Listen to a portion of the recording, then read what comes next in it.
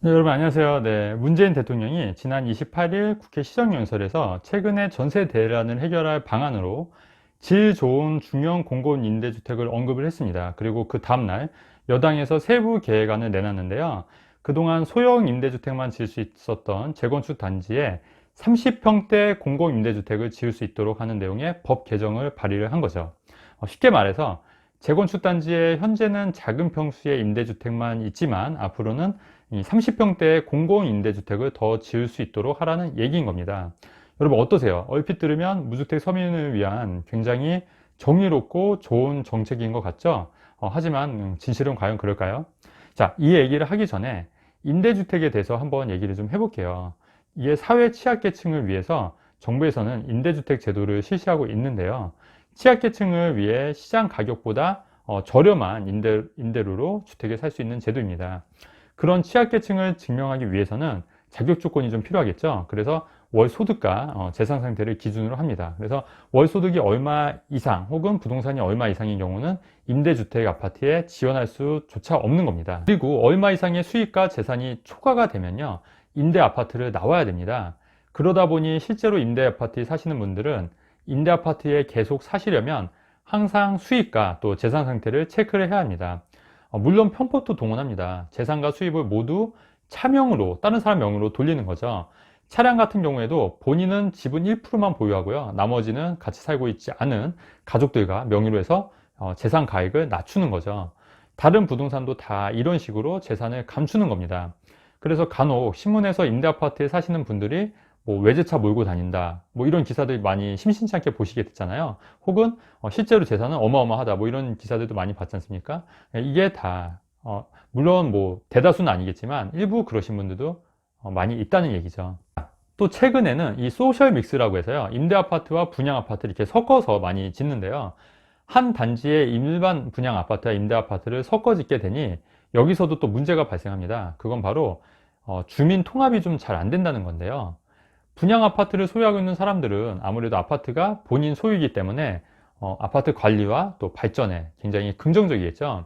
그래서 돈이 좀 들더라도 아파트 관리와 뭐 헬스클럽이라든가 이런 수영장이라든가 이런 커뮤니티를 활성화시키는데 굉장히 적극적입니다. 하지만 임대아파트에 사시는 분들은 아파트가 본인 소유가 아니기 때문에 아무래도 아파트 관리에 돈이 들어가는 게 탐탁치가 않은 거죠. 자, 한번 여러분들도 생각을 해보세요. 여러분들이 소유권을 갖고 있다면 조금 더 그 물건에 신경을 쓰겠지만, 단순히 내가 빌려 쓰는 거라면 여러분들 그 물건을 아껴 쓰거나 뭐 소중하게 여기진 않을 거잖아요. 여러분들도 그 물건에 대해서 또 애착도 소유를 하는 것보다는 덜 갖고 있겠죠, 빌려 쓰는 거라면. 세상 이치는 모두 다 역지사지로 생각하면 쉽게 풀릴 때가 있습니다. 그래서 항상 저는 다른 사람의 입장에서, 자, 그래서 임대 아파트와 일반 아파트가 섞여 있는 단지는 의견이 좀처럼 이렇게 좁혀지지 않는 경우가 많습니다. 임대 아파트에 사시는 분들은 아파트 관리를 위해서 한 달에 단돈 3만 원 내는 것도 좀 부담이 되고 싫어하시는 경우가 많기 때문인데요. 실제로 어떤 단지는요, 커뮤니티에 있는 수영장을 비용이 부담된다는 이유로 임대 아파트에 사시는 분들이 계속 반대를 해서 그 수영장이 몇 년간 방치하고 있는 단지들도 있습니다. 아예 오픈을 못 하는 거예요. 네. 자, 이런 경우에 임대아파트가 아닌 자기 집을 소유한 사람들은 집값이 많이 올랐기 때문에, 아니 방치된 수영장 활성화 비용을 임대아파트 사시는 분들 못까지 그냥 전부 다 부담할 수도 있잖아요. 이렇게 또 말씀하시는 분도 계실 거고 또 생각하시는 분도 계실 거예요. 그죠? 왜냐면 가진 사람이 덜 가진 사람에게 뭐 도움을 주는 건 좋은 일이니까요. 그죠?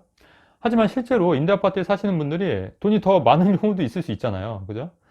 훨씬 더 많다. 그러면 본인 소유의 재산은 없지만 차명으로 아까도 얘기했지만 엄청난 재산이 많더라도 방치된 수영장 활성화를 위한 비용을 아파트를 소유한 사람들만 모두 부담하는 게 정말로 정의로운 걸까요, 여러분?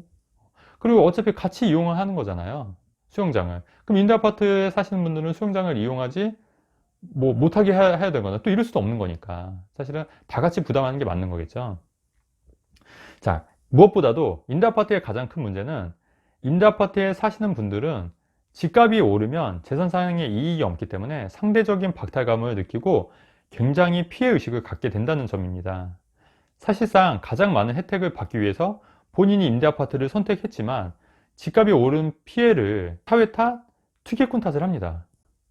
20년간 장기로 전세로 살 수 있는 시프트 같은 경우에도 아파트 최초 분양가와 크게 차이가 나지 않는 단지들도 굉장히 많았습니다.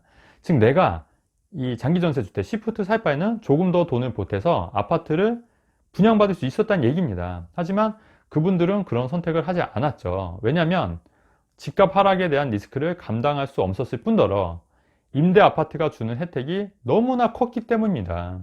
그래서 임대 아파트를 선택을 했는데 분양 아파트는 집값이 이렇게 오른 걸 보니까 망연자실할 수밖에 없는 거죠. 하지만 그건 본인의 선택의 결과인 거죠. 절대 이게 사회 탓, 부자 탓, 투기꾼 탓이라는 게 아닌 거예요. 그리고 이런 상대적 발탈감의 심리를 이용해서 돈을 버는 폭락 유튜버들이 있습니다. 부자 탓, 투기꾼 탓을 하면서 당신들에게 거짓 위로를 주고 조회수를 올려서 광고 수입으로 먹고 사는 유튜버들인데요. 당신이 가난한 건 당신 탓이 아니라 전부 사회 탓, 투기꾼 탓, 재벌 탓, 부자 탓이라고 말합니다. 아닙니다. 당신이 가난한 건 바로 당신 탓입니다. 또 이런 폭락 유튜버들 뿐만 아니라 이런 걸 이용해서 본인의 이익을 취하는 사람들도 있죠. 바로 정치인들입니다, 여러분.